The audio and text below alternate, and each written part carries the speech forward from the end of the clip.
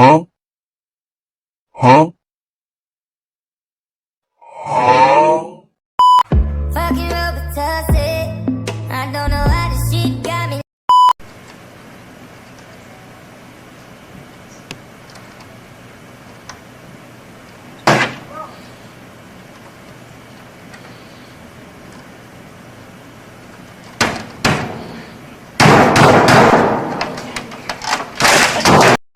So I know you care. Bring it over to my place. You don't know what you do. Assalamualaikum warahmatullahi wabarakatuh. Perkenalkan, nama saya Marcella dengan NIM 0805 1282 32834 dari kelas B. Jadi sebelumnya saya di sini akan membuat video respon akhir dari praktikum Das Hidro yang bertema tentang gelombang pasang surut dan gelombang angin. Jadi saya di sini akan menjelaskan tentang gelombang pasang surut terlebih dahulu. Jadi, gelombang pasang surut itu adalah fenomena alam yang disebabkan oleh tarikan gravitasi antara bumi, bulan, dan matahari. Air laut akan naik dan turun secara berskala setiap hari. Gelombang pasang surut yang mempengaruhi berbagai aspek, seperti navigasi, perikanan, dan ekologi pantai. Terus, faktor yang mempengaruhi gelombang pasang surut. Pasang surut itu dipengaruhi oleh tarikan gravitasi bulan dan matahari, serta perputaran pada bumi. Kedudukan bulat di permukaan bumi itu memberi kesan terhadap gelombang pasang surut. Perbedaan dalam geografi setempat juga memainkan peran dalam menentukan corak pasang surut. Gelombang pasang surut juga memainkan peran penting dalam ekosistem pantai. Ia memberi peluang kepada organisme laut untuk mencari makanan dan bertelur. Di samping itu juga ia mempengaruhi pengangkutan pada sedimen dan penyebaran nutrien di kawasan pantai.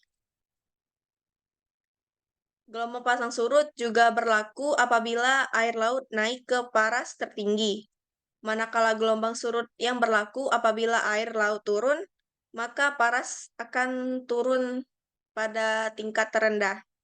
Gelombang pasang surut berlaku 2 kali dalam sehari. Manakala gelombang tersebut surut berlaku pada 2 kali sehari, namun pada masa yang berbeda.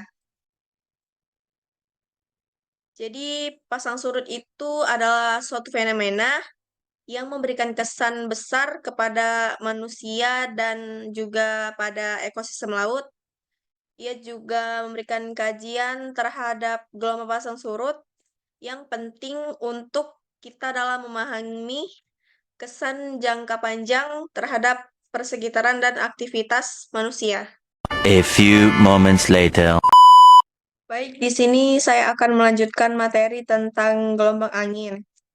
Jadi, gelombang angin itu sendiri adalah suatu pemindahan udara yang berlaku di atmosfer bumi. Ia juga dapat memberikan kesan kepada cuaca. Gelombang angin juga dapat mempengaruhi keadaan di laut dan juga mempengaruhi aktivitas pada pelayaran. Jadi, gelombang angin juga berpengaruh terhadap laut. Jadi, gelombang angin juga dapat menyebabkan suatu pembentukan gelombang laut yang mempengaruhi aktivitas di pelayaran dan juga pada aktivitas di perikanan. Ia juga mempengaruhi pada pola arus laut dan juga pada kawasan tertentu. Jadi, gelombang angin boleh dikelaskan kepada gelombang konvektif dan juga gelombang barotropik. Gelombang konvektif berlaku pada akibat terjadinya perbedaan suhu dan juga gelombang barotropik itu akan berkaitan dengan rapatnya pada perubahan tekanan.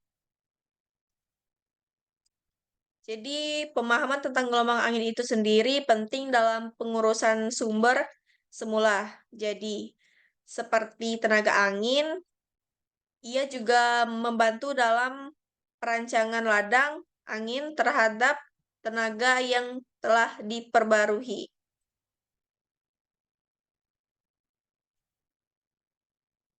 Jadi, gelombang angin itu memberikan kesan kepada pola hujan dan suatu pembentukan awan. Ia juga mempengaruhi pada suhu udara dan juga pola aliran laut pada kawasan yang berdekatan. Jadi, gelombang angin itu sendiri berperan dalam mempengaruhi cuaca dan juga menyokong terhadap kehidupan yang ada di bumi. Kajian lanjut tentang pemahaman gelombang laut yang penting untuk kita pahami karena terjadinya perubahan iklim serta mengurus sumber semula jadi. Mungkin itu saja materi gelombang angin yang bisa saya sampaikan. Apabila banyak kesalahan kata, saya mohon maaf.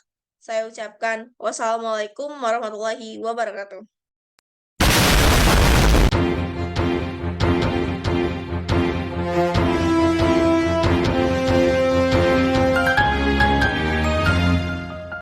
A few moments later.